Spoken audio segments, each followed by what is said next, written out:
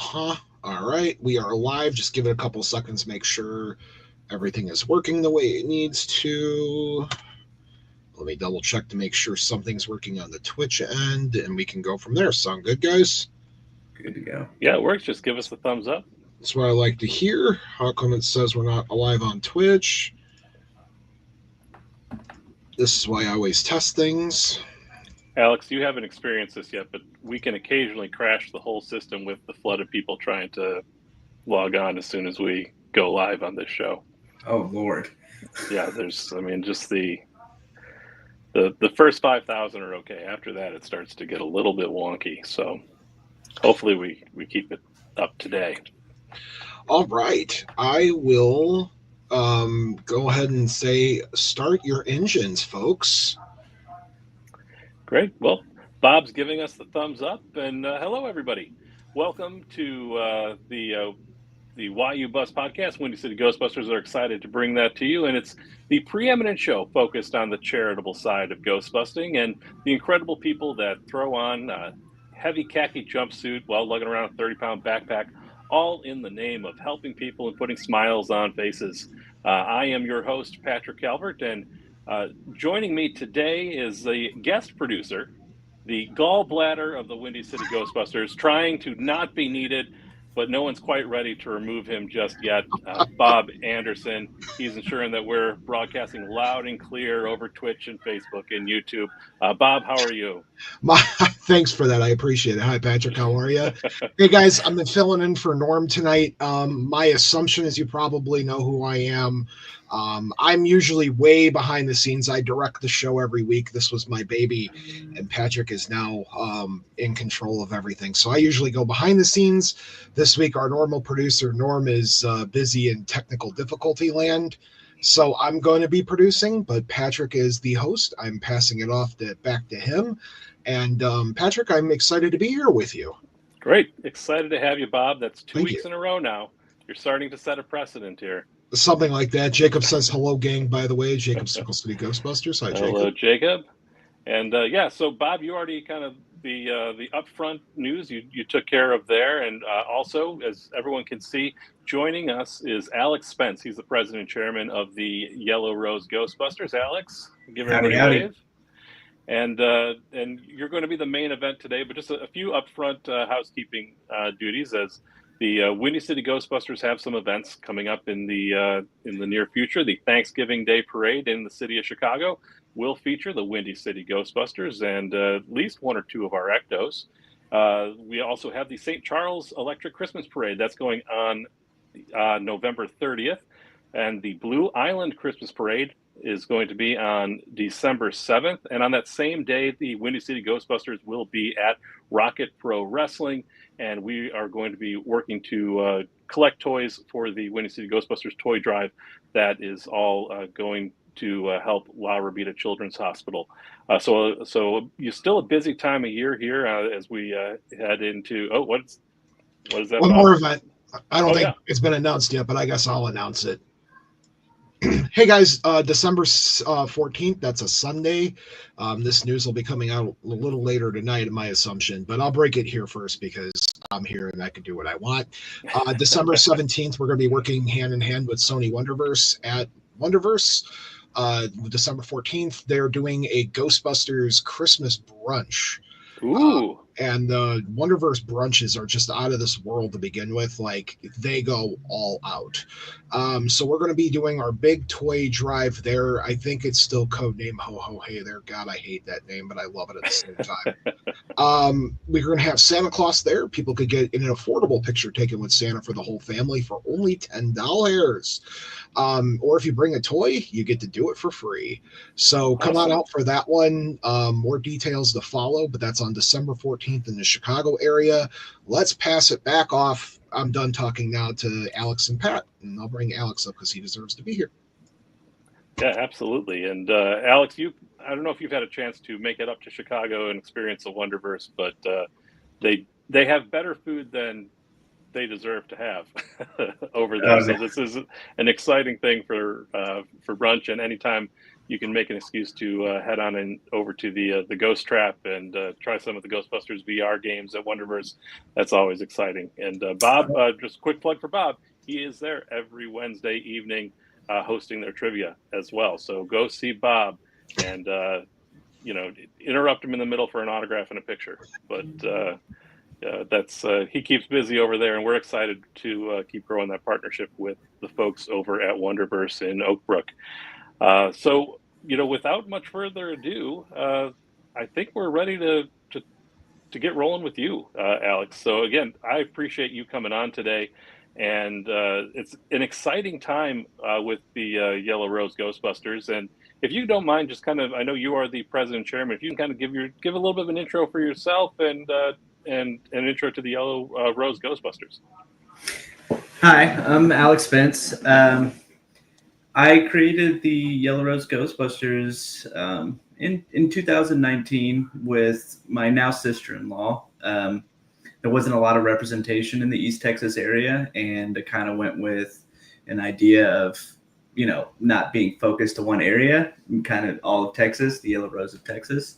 But also with the Yellow Rose, it's an award given to women in the community. So it was really beneficial for my sister-in-law. We primarily focus in the greater Houston area, but it doesn't stop us from going anywhere. Awesome. And I appreciate you mentioning kind of the significance of the Yellow Rose and your sister-in-law. Since joining the Windy City Ghostbusters, it's been incredible to see the growth in the female demographic here in the community. So awesome. It's been great to see that that's kind of still thriving and growing, especially with such great representation in not only the 2016 movie, but obviously with Phoebe and Callie and Lucky and everybody in the new movies too. So this is a great time, and I'm glad you guys were able to bring this on board. And as far as what you have been doing with the group, you have not been around an incredibly long time, but you've already accomplished something that a lot of folks are trying very, very hard to do. Can you talk a little bit about how you recently acquired your 501c3 status? So, we got super lucky, to be honest with you. One of our members, he's now our legal counsel, John Caston. He is a lawyer, and I was telling him, I said, "Hey, look, man, we've been a nonprofit for a while, and it's ready to move forward. Like we've grown exponentially over the last year. I mean, we went from 2 to 3 to 5 to 20 to 50. And, oh wow! Yeah. So I was like, we've got 5 cars. I was like, we're doing a lot of work, and so he said, "Yep, sure. Just give me all the information you have, and I'll take it." And he came back later I gave him a book about this big, and he turned it down to this, and he goes, "That's all you need. You go submit this and go." He said, "Wow, awesome!" That is such a huge step as far as legitimizing, the group, and also you're looking to attract new members. It wasn't lost on me when I looked at the Windy City Ghostbusters before I joined, and saw that as well, as far as just making sure that I'm spending my time with a group that is mature and deserving of it. Bob? Now, folks, real quick, because I'm just letting you know, live on Twitch right now, because we're live on 3 platforms, one of which is Twitch. On the bottom left, if you're watching on there, you collect free Moogly money as the Twitch stream goes off, and people are spending Moogly money on different things. Norma's our first person to buy us a hydrate, so we need to drink something. So thank you, Norma. Back to being quiet. I don't have anything. I'll do a double sip for you. Or I'll drink water if need be, which is fine, There you go. I learned last week not to just have the bottle of bourbon next to me. It starts to go a little too fast if these hydrates start going pretty quickly. But thank you, Norm, for that. I appreciate that. And you talked about, Alex, kind of how quickly you were growing. Is there anything that stands out to you as to, what was a catalyst for that growth? Was it Yes. the new movies? Was it a a void that you filled by coming in at the right time? And obviously, I'm sure your members are pretty spread out. Yeah, I mean, we've got people down in, because I'm in the Houston area, right? So Clear Lake, Woodlands, Conroe, Sugar Land. I mean, we're spread out pretty far because Houston's obnoxiously large. We started going out and kind of hustling, just doing a bunch of events, and it wasn't the movies. These are all old cats, like people like us, and they said they tried to join another group, didn't get the return that they wanted, and we just started attracting. And the more we started going to events, it started bringing out people who were like, "Oh, I have a suit and a pack," and it just started bringing out people who were already dressing up like Ghostbusters, and just they hadn't had a mission and didn't know that they could do something with it. So it's Comic Palooza is our convention that we do, and that's where we keep. It surprises me. We went from such a small number to like 25 just in one day. Oh wow! Yeah, it was just from doing Comic Palooza last year, and then we've just grown even more every time, and we keep finding more people. And it surprises me every time we do this convention how many more Ghostbusters we find. Yeah, and then we do Fan Expo is our kind of big event, and that's another one where I went my first time, and I went on a slow day, introduced the group to a few people, and then I started seeing their faces popping up at events later on. It's nice that is still something that is driving people, and it's so unique to this fandom, as far as there is just such an acceptance that, yeah, sure, I want this part of this love is giving back, and I don't know quite where that comes from, but it just seems hand in hand with dressing up like a Ghostbuster and going and being a part of the community that's around you. And I think that's just been something that always continues to amaze me as I've been on this journey with the Windy City group. Tell me a little bit about what's your recruitment process. So when people are looking to join, how do they go about doing that? And then what's the step to becoming a member? So if anybody fills out, at least is going on through any of our social media, it goes to our like HR email. That's Scott Brown, and Scott gets in contact with me and the Vice President Corey, and application. He goes through a process, and he has them fill out an application, and then he does a phone call interview with them just so he can hear and talk to them and get that excitement out of them.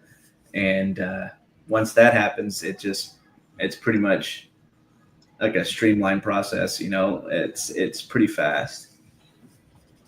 Awesome. And folks that are interested in joining your group, are there any boundaries or anywhere in the state of Texas? Sorry. As far as joining your group, are there any boundaries, or is it anywhere in the state of Texas? Just reach out and. Yep, anywhere in Texas. That's like I said, we went with the Yellow Rose of Texas. It's the whole state. We will take anybody from anywhere, as long as you want to suit up and do good. Awesome. And so, what kind of prompted you to create the franchise? You touched on this a little bit? Was it just lack of enjoyable experiences trying to do this? Were you a part of a different franchise? How did you kind of get the catalyst to start this? And so, without sharing too much information, I just did not have a very good experience with a group. Really, really bad experience. Okay. I'm not going to say not a good experience. Yeah, we don't need to get further into that. Keep things on the positive. So from what happened, I mean, literally the day after I created the group, I created it with my sister-in-law, and I was like, this is it. This is what I'm going to do. I'm going to start it here. I'm going to start it now. And, that was October 27, 2019. And, I did some small events. and the pandemic happened. And so talk about that. What I mean, you're still in the infancy stage. How do you sustain during a global pandemic and then just continue to thrive?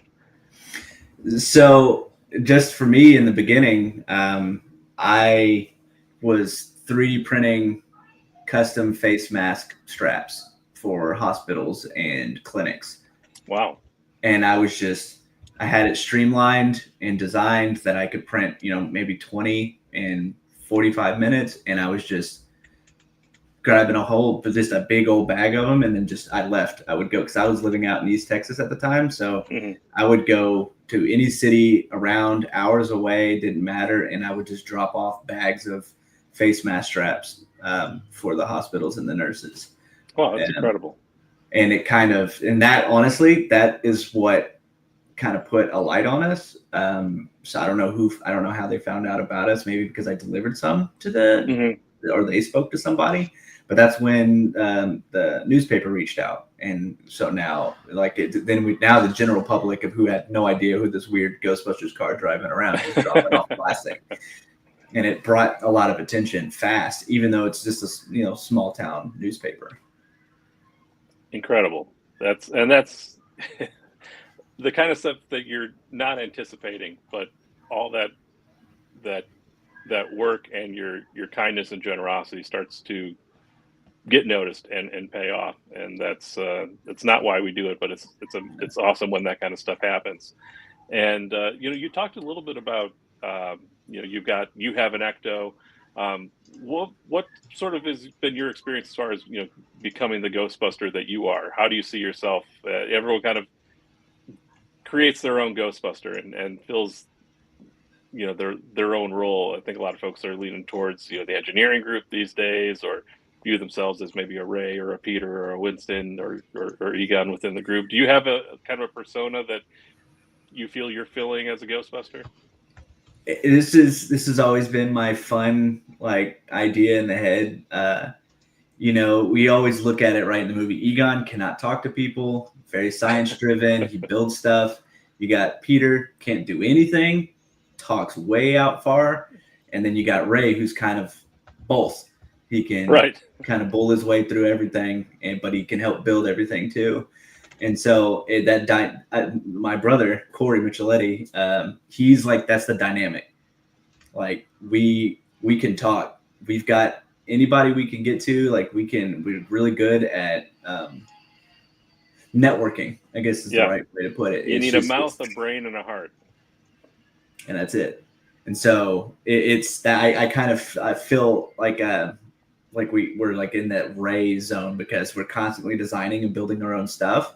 But then we're turning around and we're like, no, half off, proton charging on Tuesdays. We've got this drive, Absolutely. And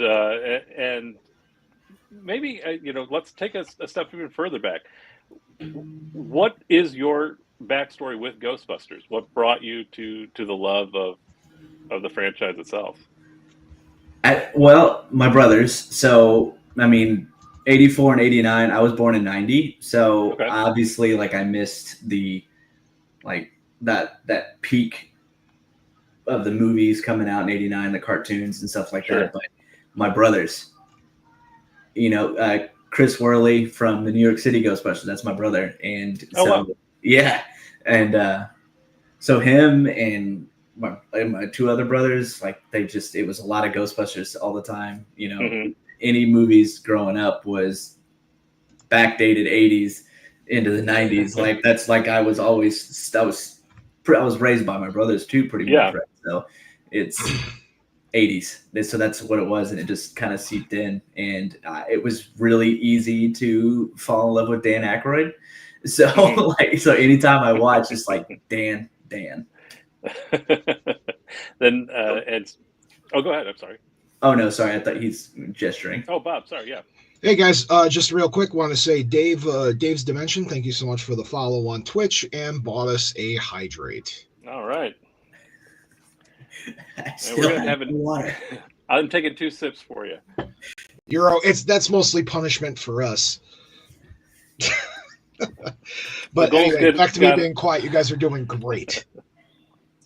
Well, actually, can I ask a question? Go ahead, Bob. You have free reign to interject whenever. Okay, I have 2 questions, and Patrick's the host. I'm just here. Alex, I'm going to ask you a question. Back when I used to host the show. This was a question I asked everybody. It's really important. You ready? Are you with me? Yeah, I got you. What is the best Ghostbusters film in the whole franchise? 2. You got it right, everybody. I just want to say, Alex, thank you for getting the question correct. You'd be surprised how many people do not agree with us. It's not agree. You'd be surprised how many people are wrong in this community. So then I'm going to ask you I have 2 more questions. One, because I forgot to tell Patrick to ask this question because people really want to know this.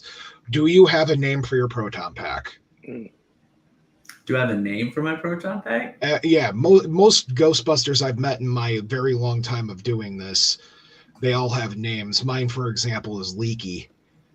I don't think I've ever thought about that. I mean, Get back to us. It's important. And my final question, outside of the proton pack, because that's everybody's favorite answer. Favorite prop in the Ghostbusters universe? And I go quiet. It's the gigameter. Oh, I love that and the panoramic camera scanner. That is so much fun. Yeah, that's it. The Globuscope. But it's the panoramic camera. I can't remember what the thing is called, but I just know that's what it does. Patrick, this is going down in history as Pat being one of my favorite guests we've ever had in the hot seat because he's getting all of the answers correct. Dude didn't even have to think about it. Oh yeah, the gigameter. Yeah, it's just no.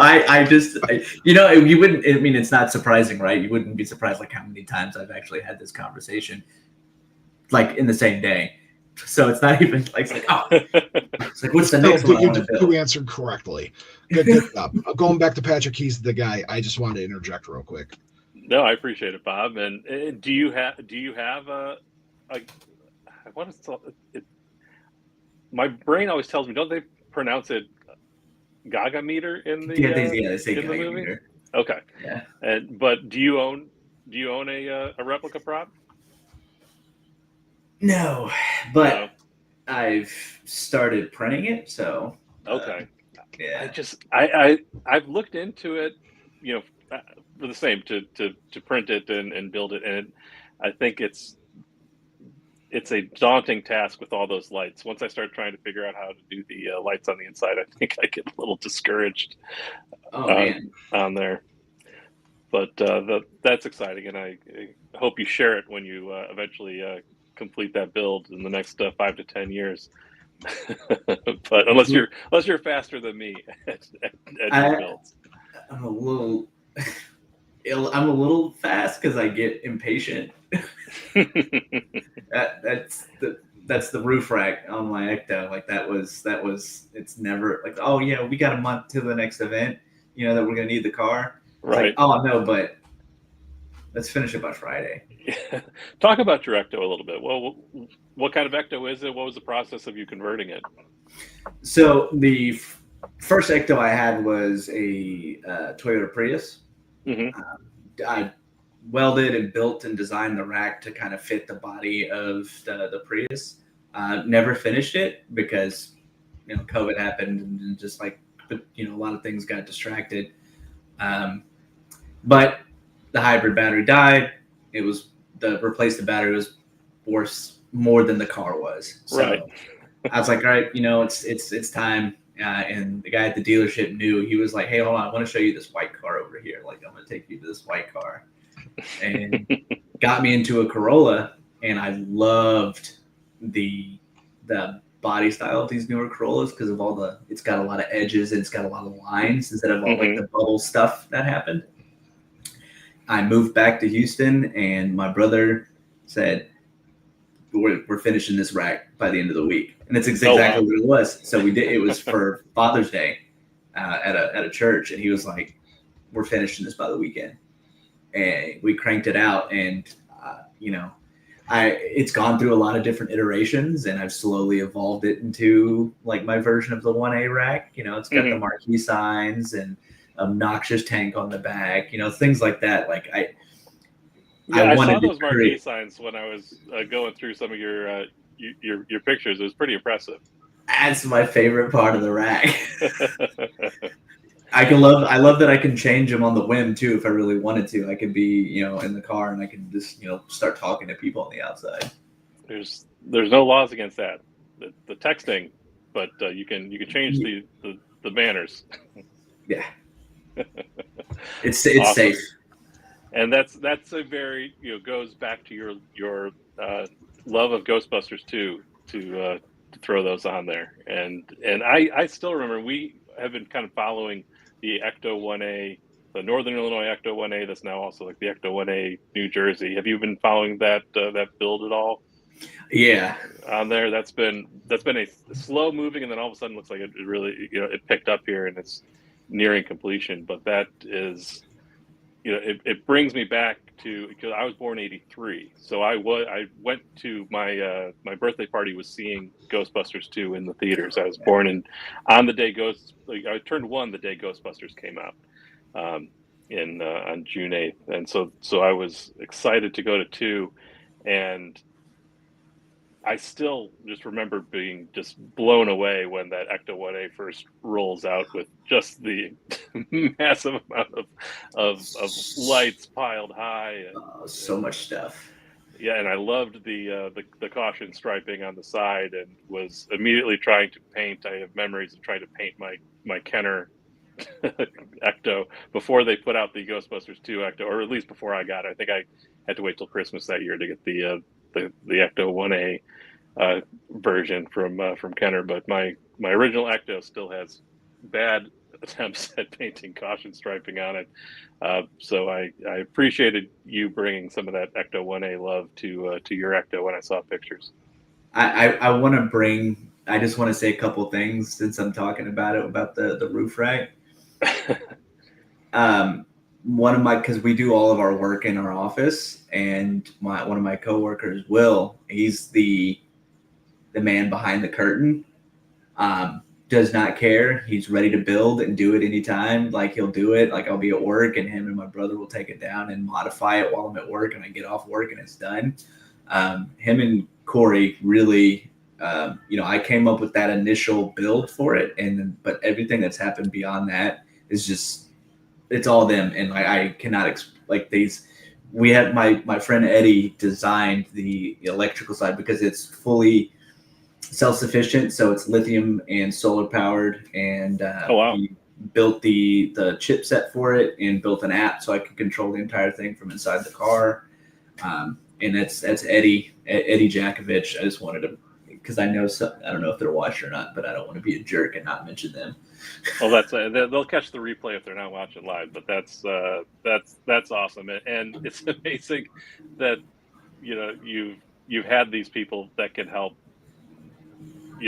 fall into your not fall into your lap, but they're present and they're there and they're all contributing. And I think our job is to put smiles on faces, and when you put a smile on that face, it creates a bit more generosity of spirit, and which is what keeps us going. So that's exciting, and I'm glad that you have sort of been blessed to have those angels around you there.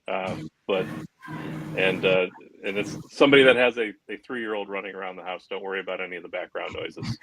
Yeah, a 6-year-old, a 4-year-old, and a 1-year-old. Oh, okay. So it's rowdy on the other side of the house.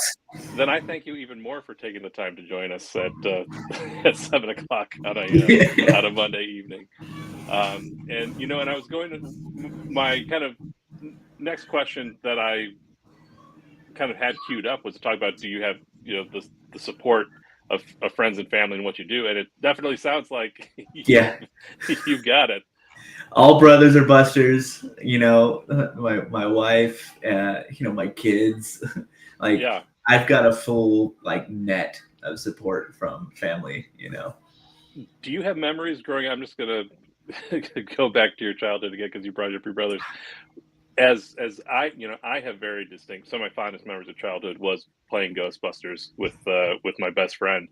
And your brothers are, being older. Did you get stuck with a less desirable role as far as when you started playing Ghostbusters with Well, your by the brothers, time I could play Ghostbusters, they were or had they moved on? they were. I mean, my third brother is 7 years older than me, and the Oh other wow. ones are much even older than that. Yeah, Yeah. I'm the youngest out of the four. Like it was Oh, like okay. 78, like 80 and 83. I Okay. think Yeah. is So they weren't running around with the Kenner packs with with you. no. That was Unfortunately, I was the lone buster. That's what it was. gotcha. And moving kind of on to where you are today, in the past 5 years or so that you've been working with Yellow Rose Ghostbusters, has there been anything that has surprised you about being a Ghostbuster out in the community? It's my people, you know. I get all sappy every time I talk to my team, and we just it surprises me. Like I know I surround myself with really good people on the team, but what surprises me is how much more that they do. Without even having to do anything about it, and even have to bring it up or anything like that. It's just like it's immediate. They know what to do. They know what to do next, and that's what surprised me the most is that there was this many people around me. I mean, I didn't know who they were, but once I became friends with them and they joined the team, and it's like, oh, you guys were like not far from me, like, and we all want to do the same thing, and that's yeah, it's my team. Yeah, that's awesome, and that's a great answer as well. And I think it should speak to a lot for our kind of hope in humanity here, because I know it's there's a lot of confusion in the world today, and Yeah. you can get bogged down in a lot of negativity, but seeing groups like this, and the more I get involved in the Windy City Ghostbusters, you just have to be a representation of what you want to see in the world, and I think you guys are doing an incredible job down there. And Thank you. I'm glad to hear that you've got such a strong group around you, and you wouldn't be growing at the rate that you are Yeah. without it. But with Ghostbusters, I was not familiar with the cosplay community, really. I knew it existed, but I was not a part of it. I never participated in it until I kind of got into the Windy City group here. What was your experience with cosplay prior to throwing on a jumpsuit and a pack? Anime. So yeah, Krillin, bald head. So it's, Gara dyeing my hair red. Like again, this goes my third brother, like he did paper mache and made me a sand gourd from Naruto, and awesome. Like, You it was had some awesome. good brothers for such an age gap. They could have just left you hanging there, but you really got some quality attention paid to you. Oh yeah, that's yeah. I love my brothers. There may be a big gap, but it doesn't feel like it sometimes. Yeah, that's awesome. And other than aside from just the cosplay experience, did you have any experience working with charity and giving back? Yeah, so I grew up in in Bryan, College Station, Texas A&M. Not me. There was I feel like I have to say it. There was something called the MASH toy drive, the Mobile Army Surgical Hospital, and they had rows of mobile tents, and I would go and work that because I was in ROTC, and it was just a train of cars just collecting toys from the cars and then loading them up. Awesome. And do you do any toy drives with with your current group? Is that an area that you've been able to kind of create your own niche in? Yeah, so it kind of struggled there in the beginning, but it found its footing last year when we um, pretty much secured working with Macy's to Oh collect wow. toys. Yeah, so one that took off last year, and it's where I am and and just that too, even this year, because of how big it's been with and moving forward with this toy drive. We're receiving some military awards from the National Guard next month. Oh, congratulations. Thank you. Their whole thing is that they used to do a toy drive and they wanted to work with us, but they're removing the toy drive from their schedule thing. They're not going to be doing that anymore. But they have this award dinner, and it gets 150 to 300 people that attend, and you have to bring a toy. So that's what they're going to be doing now, is bringing toys, and then we're going to take those and bring them back down here. Awesome. And you go further, kind of showing that being that positive resource out in the community and quality networking, having that having the right mouth component to your Ghostbusters group also is going a long way to help you. Yeah, absolutely. Perfect. Do you want to give a quick plug to your toy drive, as long as we're talking about it? Where do you have? How can people find it or donate for it? So we will be ramping it up starting. What's today's date? Today's the 11th. Oh. We planned on starting it sometime after the 16th. We wanted to start it earlier than December, so we did just have more time to collect. Mm-hmm. So we have our donation channels where people can donate so we can buy toys, or they can find our donation boxes at every Bedrock City Comic in the Houston area, Macy's. Hydrate. We got to hydrate. Again, I'll take yours. Thanks. I'm regretting it because I'm starting to get a little dry mouth. A little parched there. A little bit. I thought about it, but I didn't want to have something over here and keep doing it. Well, just ask the you said you have a 4-year-old?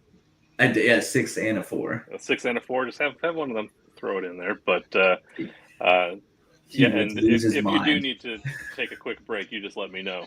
Alex, you got a shout out from Ecto Cooler 87 on Twitch. Said to say, just so you know, you're the man. You're the man now, dog. I don't know who you are, but thank you. Yes. Real quick on the toy drive stuff, because this is going to get newsed out in the next couple of days, which is going to make everybody's lives easier. Can I jump in for 1 Absolutely. second? Okay.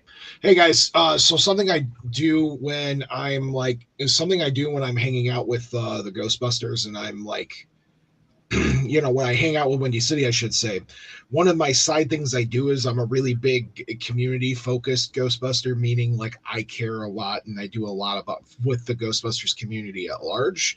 And over the years, I've done the big trivia bowls, which was the, giant fundraising headache that I did during the pandemic.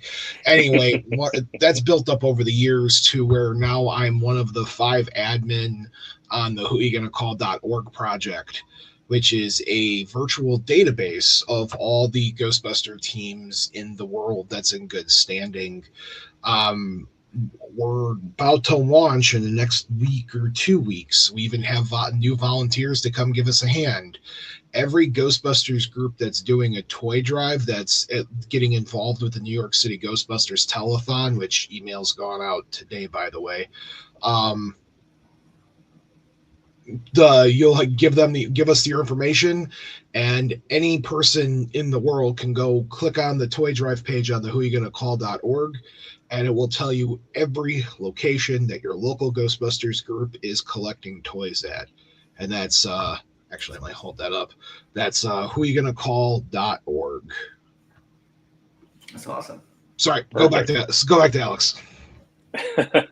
Well, thank you, Bob, and all awesome news. And it's been great, and I think you've touched on it Alex, and I mean, you not only do you have a brother in another franchise, but it's been impressive even just over the past year to see how much the groups are networking within themselves and building a kind of a repository of knowledge and that, no, Bob, you mentioned you're part of a group that's helping other Ghostbuster franchises get this 501c3 standing, and that's just that warms my heart to see, and it just there's a small collective of us across the community that are all 501c3s, and anytime a group gets added anyway, but yeah, we assist if somebody needs help. We're a good resource for that. Yeah, so do reach out if anybody's watching this and that's an aspiration of yours. Please, reach out. People are happy to help and to help you avoid some of the pitfalls and headaches that can come along the way. Alex, your buddy Anthony is the guy, and he says he loves you. Love you too, Anthony. All right, yeah, okay, now I know who you are. That's very kind. Look at that, you got fans coming out. We appreciate that. Absolutely. Alex, can I ask you a question? I don't want to rain on Patrick's parade, but I got a question on my mind as somebody who you say, because Texas is one of the largest states. My assumption is you do a lot of events in a lot of interesting places. Oh yeah.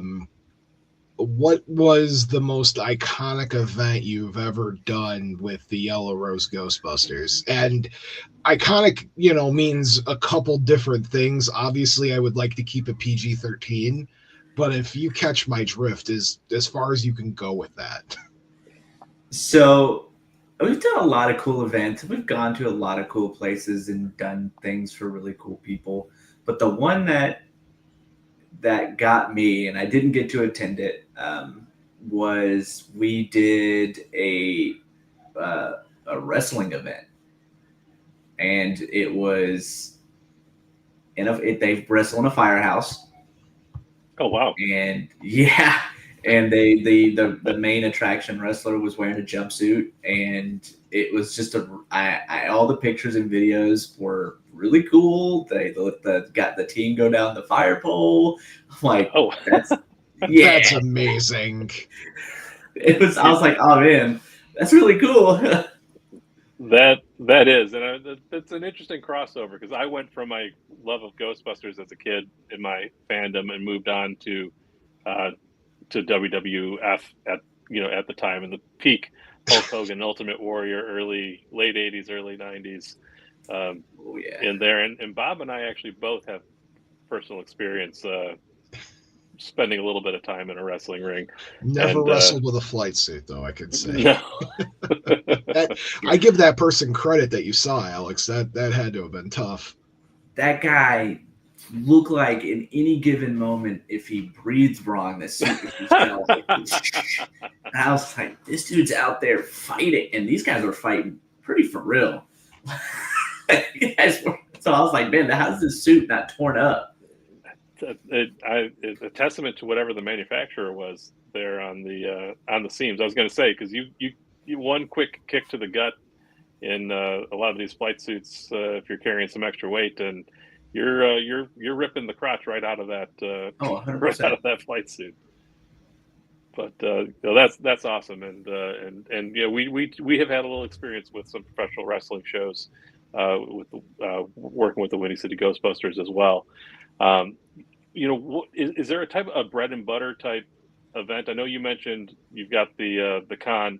That's your big event every year. Is there anything that you are going out of your way to try and add more of a specific type of event to your annual roster?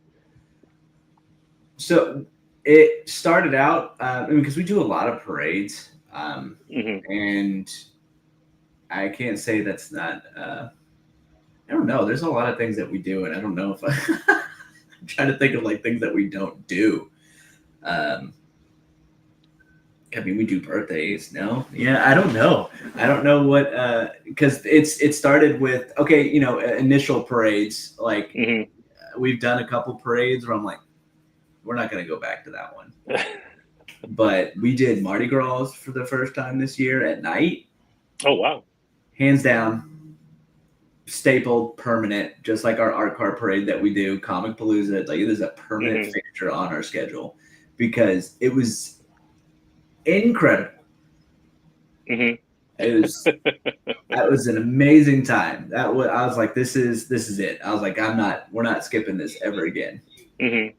And those parades are great exposure for the groups, and being someone that's at the top of the of your specific franchise, do you notice is there a noticeable bump as far as donations, traffic, things along those lines after a parade? Because those you can't fundraise your normal way at an event like that. Yeah. Maybe not so much during the Mardi Gras one, but Art Car for sure, because it's televised. Gotcha. So we get a lot of attention from that, and because we've got 5 cars, so we're just all lined up in a row. It's easy for like people to see us. And yeah, absolutely. Like something like Art Car for sure is the one that would, at least in the parade sense, like we see a lot of like uptake. There's the word. Perfect. And that's, I asked you that question. That's one I've always meant to ask our leadership as well, because those are always great events for us. And as long as you have a comfortable pair of shoes or boots on for the walk. And then, I don't know if the parade routes are a little bit longer in Texas. But. Oh, they're huge. Art Car and Mardi Gras, like I warned my team, I was like, hey, look, because Art Car is in like April, I believe, April. And, that's like peak 110, it's hot. Oh, wow. Yeah. I tell them sunscreen, hydration, and you better wear the single most comfortable pair of whatever you've got. I don't care. Does that have to be screen accurate? No, just as long as your hooves are okay. I don't want you to I had a couple of guys who wore like Magnolia boots to our Mardi Gras parade. I've got a pair of those, yeah. He came back and he was like, all right, what brand boots are you wearing? I wear Oakley combat boots. It's like wearing tennis shoes. Yeah. So comfortable. The Magnolias, I'm waiting for those to not hurt when I take them off. They look great. Oh yeah. But they don't, at least for me, I'm not able to really put an insert in those. So, and as you brought it up, I'll go off on a little side tangent for parades and walking in uncomfortable boots. But if Shannon or the Muellers are in the group, we went to a parade and we parked towards the end of the route, so we could then have a much shorter trip post parade.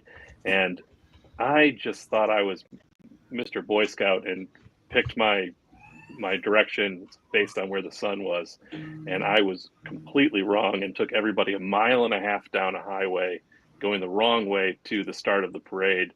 And I was wearing uncomfortable boots. I believe the John was not wearing the greatest shoes either. So we walked 1.5 miles the wrong way, and then had to double back plus another mile from where we parked to get to the start. So by the time we actually got to just standing around, I had blisters all over my feet from that walk. And I don't think those other 3 Ghostbusters that I had with me are talking to me yet.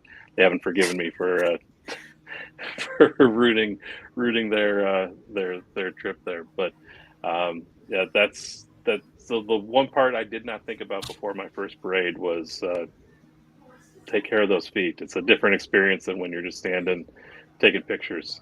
Oh yeah, 100%. I have quite a few people from the first Art Car parade, and they were like, yeah, we won't be coming back next year for you. Oh. I was like, yeah, that's fair. It's not for the faint of heart out there. That's the funniest response I've ever heard. He's like, yeah, I'm coming back. Ain't coming back for you next year. Sorry, guys. Didn't mean to interrupt. No, it's absolutely true. That's the kind of it's the kind of stuff you don't think about always ahead of time there. Can I share the most important safety tip I've learned from Ghostbusters in my 10 years of doing it? Boots aren't necessary. Ask me when the last time I wore a pair of boots with a Ghostbusters uniform was. Bob, when was the last time you wore a pair of boots with a Ghostbusters uniform? 2017. I wear sneakers. I've always wore sneakers. Yeah, I've always wore sneakers.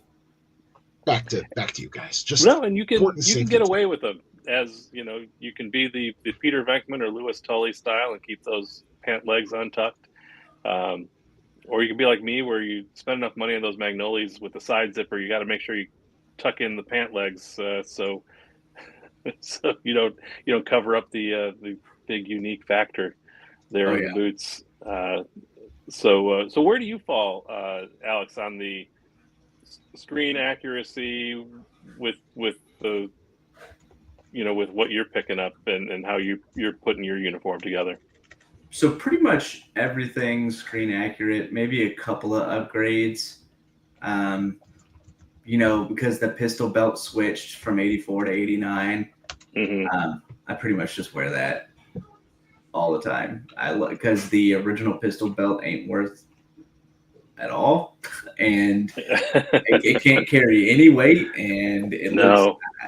But those canvas pistol belts from the second movie, much thicker, looks better, holds all the weight in the world, easier to adjust in the boots. Don't get me wrong, I have myself a pair of accurate Jungle boots. It's cool. I do so much. I'm like, I'm not wearing these. So I bought a pair of Oakley combat boots. That was my absolute, like, all right, yes, these are the ones I'm buying. This is what I'm sticking to. And a big chunk of the team have all switched to the Oakley combat. Yeah, because they're comfortable and they look good. They're cheaper than Nike's combat boots, and my brother in the New York City Ghostbusters, he swears up and down on those Nike combat boots. Yeah, I don't know what it's like to not have my feet aching and at least half blistered by the end of the Ghostbusters event anymore. It's part of my the pain of trying to live out childhood fantasies. But so I appreciate the tip, and I'm going to look up those Oakleys after we're done talking here today. But as we're kind of winding down our interview here, what is the future of the Yellow Rose Ghostbusters look like to you? What do you want to see over the next 5 years? Over the next 5 years? No, you can go shorter than that too. But it just as you think about the future, where do you want it to be? I have this phrase that I always tell the team in drive, initiative, focus. I want to be able to drive my team to find more, right? I feel greedy sometimes. I'm like, I want more. I want more people. I want more events. I want to go to more places. I'm constantly, like, we're starting to kind of push out and starting to go do more things outside. That's what I want. I want to do more outside. It started here, and now it's all of Houston. So Conroe, Woodlands, everywhere, Dallas now, College Station. I want to interlock with these other Texas franchises, and I want to see these other Texas franchises come up. Because as it stands, and I didn't know this, that we are the only 501c3 Texas group. Oh, wow. Yeah. And that, which is kind of surprising, because you got Austin Ghostbusters and the San Antonio Ghostbusters has been around for a while. Didn't know that, but I want to expand. I want to do more, and I want these other Texas groups to, I want to team up, and I want to push them forward. I want them to get their 501c3 status. I want us to be just a big network. That's awesome, and it's so cool to hear. There's a generosity of spirit. I've probably used that phrase already today. Just in that attitude, it's not that you just want Yellow Rose to prosper. You see the benefit of everybody kind of coming in, and all that growth is just brings exponential growth to the good that you're doing. as 100%. well. Every extra event, every extra person, that's just a little bit more that's going to go towards creating smiles one way or the other down the road, and that's exciting to hear. And and I think that's also kind of a good note to end on. That's it's it. I'm almost speechless because it feels sappy that every time I talk to another group, um, it's just doing good without an ulterior motive. It's Yeah. it's not easy to be a Ghostbuster. It's not easy to throw all this stuff on. It's not easy to put yourself out there and start making these connections. And it's awesome to hear the success that you guys have had. And I want to thank you for all that you've done in your area, and thank everyone in your group on behalf of the Why We Bust show and the Windy City Ghostbusters. We're proud of what you're doing, and Thank you. thank you for that. But as we wrap it up, Bob, do you have any final questions on I your end? do have a question and I have a comment. Alex, this is another important question for you. If I was to sit down and ask you your opinion on Ghostbusters Back in the Saddle Part 1 and 2, what is how do you feel about that? I'm going to be honest with you. Yes. Well, what's up? I don't know what that is. Oh my God, the series finale of Extreme Ghostbusters, when the real Ghostbusters and the Extreme Ghostbusters team up. Oh, God, dude, I don't know how long it's been since I've watched that. I can't. Sorry, we talk about that a lot on the show because I usually joke and say my favorite Ghostbusters movie of all time is Ghostbusters Back in the Saddle Part 1 and 2. Do you know how many times I tried to kick my thrower into a holster? Yeah. Hey, Extreme Ghostbusters is my favorite Men in Black cartoon. So it does cross over. Kinda. I do have a comment. Am I allowed? I'm the producer. I could do what I want. Hey guys, when this show is over the next 3 minutes, I'm actually going to be live over on my Twitch channel. I'm going to be watching paranormal videos and reacting to them because that's what I do for a living. I'm a paranormal podcaster. Head on over to Bob After Dark Plays. I'll have the link up in all the chats. You guys come on over and come watch me react to spooky videos. And outside of my shameless plug, Alex, thank you for coming on the show, man. It means a lot to me to see another 501c3 like up and coming, especially because you guys are, some of the newer kids on the block when it comes to the status. And it's really cool because as somebody that wants to mentor more teams to do that and make that jump, it's not for everybody, but when you know it's your time and when you're ready, it's time. And I just want to congratulate you from the bottom of my heart and tell you, keep up the good work.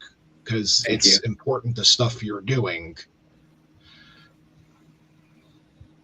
Yeah, absolutely. Yeah. Labor of love. It is. It's great. There's never enough. I'm always pining for my next event after I finish one, and I'm sure you feel the same. It's great, and that's why we bust. And Alex, I want to thank you for coming on. And as we wrap up, is anything you want to plug here at the end to end the show? Any upcoming events beyond the toy drive? Yeah, so we've got NerdCon happening this Saturday, the 16th. Is it? Yes. And yeah. We've got the 75th HEB Thanksgiving Day Parade. We got accepted into that one real early on this year. Our toy drive, which will be kicking off hopefully sometime in the next week or two, we kind of start ramping that up. Kind of want to keep it towards the middle of the month and start focusing on that, so we can start focusing maybe on doing a food drive for Christmas dinners. Oh, that's great. That's great. And how can folks find you if they want to learn more about what you're doing or get in touch directly with you? So it's YR Ghostbusters across the board and every social media platform. We do have our website. You can submit an information email block. And Perfect. I got one thing to say. It's drive, initiative, and focus. That is the core for this group. That's awesome. That's good, man. I think our slogan is, would you like to try Malort? So I think yours is way more special than ours. I'll say that. The answer is no. The answer should always be yes. But Alex, keep up the good work in Texas, man. Thank you. And guys, on behalf of the producing team, without Norm being here, I just want to thank you two for having me on as well and keeping you both company. It meant a lot to me. You're always welcome here, Bob. We appreciate you keeping the lights on for us. And I want to thank everybody who joined us live and anyone that's watching a replay. We thank you for your time and thank you for the kind words and the different hydrations that we've been going through here on the show. But Alex, thank you. And thank you to everybody. Thank you. We will be back next week, and stay tuned. We'll be advertising shortly with who our next interview is. So thank you, Bob. And thank you, Alex. Everybody have a great rest of your week.